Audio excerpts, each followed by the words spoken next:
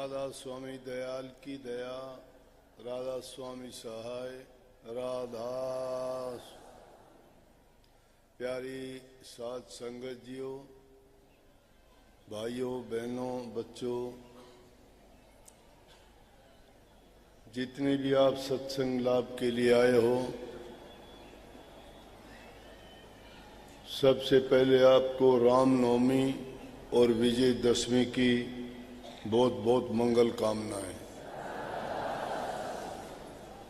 आज रामनवमी है, दशहरा कल है,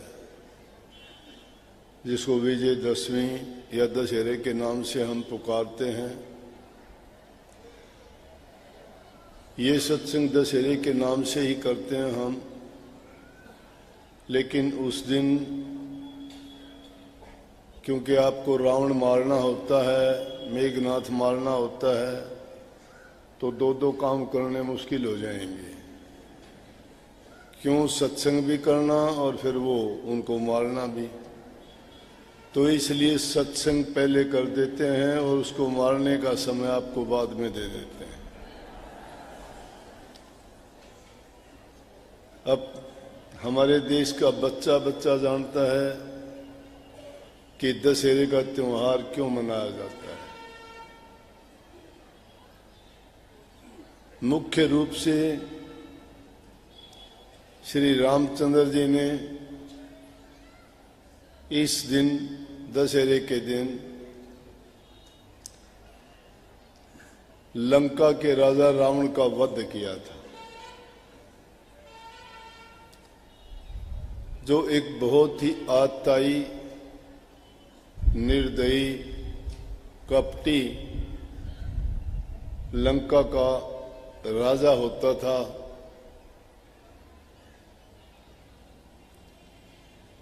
श्री रामचंद्र जी ने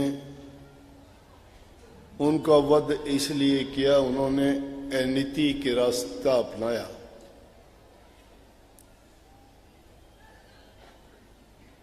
बहुत कुछ हमें सीखने से मिलता है। चारों वेदों को हम कहते हैं कि ज्ञान के भंडार हैं, परंतु मैं तो यहाँ तक कह देता हूँ कि रामायण हमारा 5वां वेद है।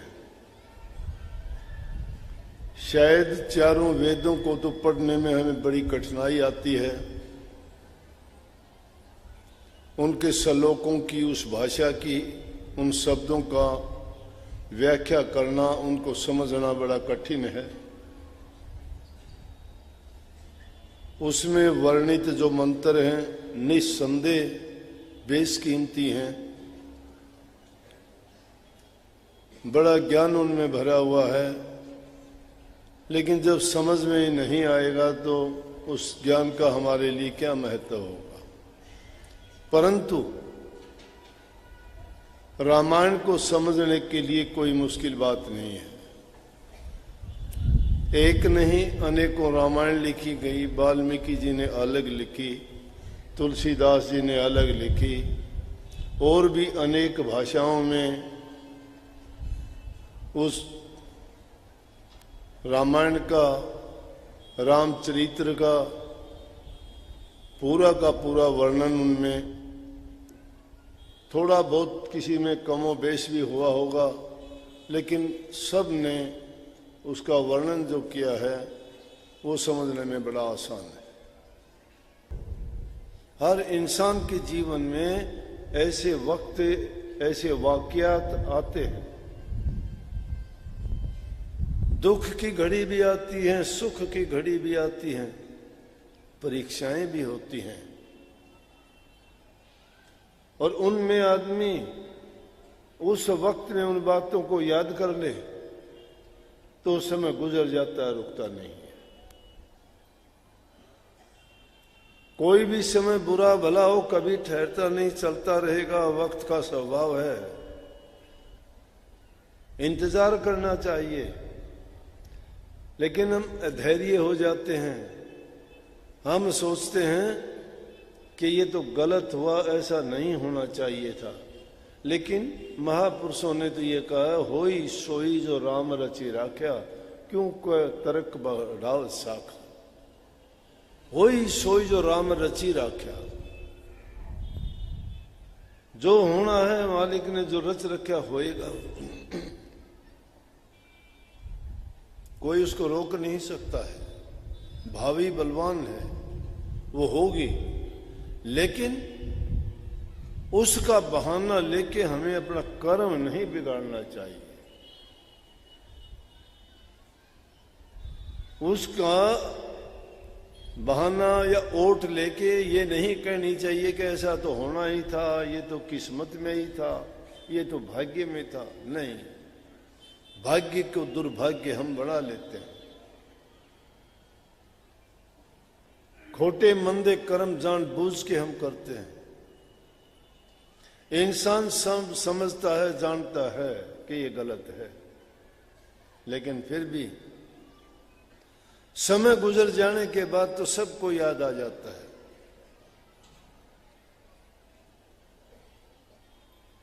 महाभारत में भी द्रौपदी जी के जब दुशासन उसको घसीटते हुए सभा सदन में लेके आए और द्रौपदी जी पुकार करने लगी, कभी भीम को कहती है, कभी अर्जुन को कहती है, कभी युधिष्ठिर को कहती है, कभी गुरु द्रोण को याद करती है, कभी राजा धृतराष्ट्र को याद करती है, कभी भीष्म पिता को कहती है कि देखो मेरे साथ अन्याय हो रहा है। लेकिन जिसको कहना चाहिए था उसको नहीं कर पाई। उसने खुद माना अपनी जिंदगी में कि अगर मैं उस टाइम पे श्री कृष्ण जी को सबसे पहले ही याद कर लेती तो मेरी हालत होनी नहीं थी, ऐसा कुछ होना ही नहीं था।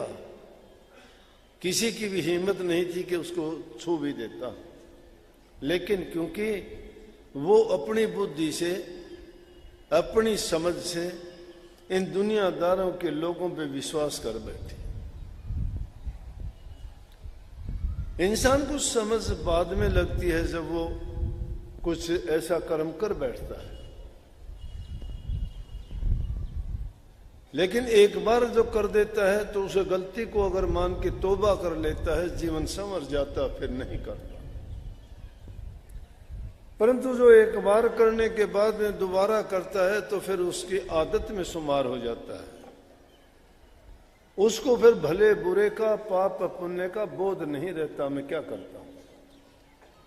जिसको बोध नहीं रहता वो कुछ भी करता रहेगा। परंतु धर्म की नीति पर चलने वाले, भक्ति करने वाले, प्रभु का नाम जपने वालों को अपना मन पवित्र, ऊंचे ख्याल, पवित्र जीवन जीना चाहिए। और उस शुद्धता और पवित्रता के लिए मैं कहता हूं इस ग्रंथ को ही आगे रख ले कि हमारा जीवन में कर्तव्य क्या हो, माँ बाप के प्रति हमारा कैसे कर्तव्य हो। श्री रामचंद्र जी का जीवन देखो, पिता की आज्ञा लेके, आज का समय है क्या पिता की आज्ञा का पालन कौन करता है। बच्चों से कहो, बच्चे बात मानने से इनकार कर देते हैं। अगर उन बच्चों को संस्कार दिए जाएं, ऐसे ग्रंथों का अध्ययन कराया जाए, उनको सिखाया और बताया जाए कि संतान को पितृ भगत, मातृ भगत श्रवण कुमार की तरह से होना चाहिए, मर्यादा पुरुषोत्तम राम की तरह से होना चाहिए। राजा दशरथ ने चाहे उनके साथ अन्याय किया, आज के युग में कोई बच्चा मानने के लिए तैयार नहीं होगा। उसको अगर कह दिया जाए 12 वर्ष का कि तू 12 दिन के लिए जंगलों में चला जा, कोई नहीं जाएगा।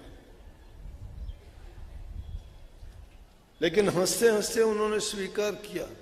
शिक्षा मिली कि पिता के आज्ञाकारी बनो, गुरु की आज्ञा को ना भूलो। अब गुरु नाम के हैं, नाम के माँ बाप भी हैं। अरे जिसने हमें सब कुछ दिया है और उसके साथ हम क्या करते हैं, उनके वचन तक को मानने के लिए तैयार नहीं। जो तुम्हारे जीवन को संवारते हैं, बनाते हैं, तुम्हारा अच्छा चाहते हैं, तुम्हारे भविष्य को उज्जवल देखना चाहते हैं, और उसी को भी हम बुरा मानते हैं, नहीं करना चाहते। वही कैकेयी जो 12 वर्ष का वनवास दिलाती है, उसके भी चरण छूते हैं श्री रामचंद्र जी और कहते हैं, माता आशीर्वाद दीजिए कि वनवास के बाद आके आपको पुनः मिले हम। कौन कहता है ऐसा? आज अगर कोई ऐसा कर दे, ऐसा व्यवहार उसके साथ करेगा क्या? यह है विशाल हृदयता की बात। जब ऐसे गुण कोई अपना लेता है, उसको दुख कहां से छुएगा? उसके दिल में नफरत कहां से होगी? कहां से ईर्ष्या रहेगी? और प्रभु ने तो स्वयं कहा है कि जिसका हृदय पवित्र है, जो मेरी संतान से प्यार करता है, मुझे वो सबसे प्यारे है। परमात्मा ने कहा है कि सब मैंने पैदा किए हैं, जीव जंतु, पशु पक्षी, देव राक्षस, गंधर्व, इंसान, लेकिन उन सब में सबसे प्यारे मुझे इंसान है। इंसानों में भी वो इंसान प्यारे हैं जो भक्ति करते हैं, पंडित हैं। पंडित घर में जन्म लेने से पंडित नहीं हो जाता। पंडित वो होते हैं जो नेक कर्म करते हैं, धर्म के रास्ते पर चलते हैं, वेद पाठ करते हैं। वेद पाठी कहते हैं, पंडितों में वेद पाठी पसंद है। और उनमें भी मुझे वो सबसे उत्तम लगते हैं जो प्रभु की भक्ति करते हैं। और उनसे भी उत्तम मुझे वो लगते हैं कि प्रभु की भक्ति करने वालों की सेवा करते हैं। मैं उन लोगों के हृदय में रहता हूं जिनके हृदय पवित्र हैं। तो हृदय की शुद्धता और पवित्रता कभी सोचते हैं ना, कितने नाम हैं, कितने पंथ हैं दुनिया में, अनेकों नाम हैं, अनेकों धर्म, पंथ, मजहब हैं। मन मर्जी के नाम किसी भी मान लेंगे हम इस बात को कि प्यार से उस मालिक को किसी नाम से भी याद करो, मन की वृत्तियों को एकाग्र करके शुद्ध चित्त से और पवित्र मन से जब उनको याद करोगे, वो दूर नहीं, हमारे पास में ही है। लेकिन बात यह है, जब तक हमारा कर्म अच्छा नहीं है, मन पवित्र नहीं है, सोच हमारी अच्छी नहीं है, वचन हमारे मीठे नहीं हैं, तब तक सारी बातें मिथ्या नजर आती। रावण की भी यह अवस्था नहीं होनी थी। अकेला रावण का दोष नहीं है, प्रकांड पंडित था। अनेकों गुण थे, लेकिन अनेकों गुण होने के बाद में भी वेदों का टीकाकार था, जानकार नहीं, टीकाकार, बड़ा प्रकांड पंडित, लेकिन कर्म खराब था उसका। जो उसका एक बुरा कर्म था, उस कर्म के कारण आज तक उसके कर्म का फल, उस परिणाम उसको भुगता नहीं गया। अब भी उसके पुतले बना बना के उसको याद करके आज भी उसको जलाते हैं। रावण तो नहीं जलता, लेकिन याद नहीं करते कि क्यों जलाते हैं, उससे समझ नहीं लेते कि इसके जलाने से क्या होगा। हमारे मन के अंदर जो शैतान बैठा हुआ है, जो रावण जैसे कर्म करवाता है हमसे, उसको क्यों नहीं जलाते हम? उस शैतानी विचारों को, ख्यालों को मन से क्यों नहीं निकालते? हर साल उस रावण का जलाने की बजाय एक अच्छा संकल्प लेके जाओ, एक बुराई को निकालते चले जाओ एक एक करके हर वर्ष। तो 5 या 10 साल में 10 बुराइयां निकाल दोगे तो आप एकदम पाक साफ और पवित्र हो जाते हैं। लेकिन उनको तो कभी निकालते नहीं मन से।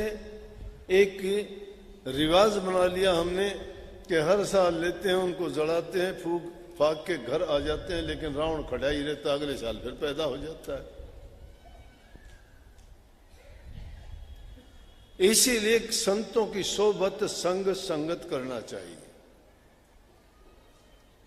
महापुरुषों के पास जाओगे, वो तुम्हारे बुरे विचारों को छुटवाएंगे, अच्छे गुण तुम में भरेंगे, और इतना ही नहीं, उनके साथ साथ प्रभु की भक्ति करने का तरीका भी बताएंगे।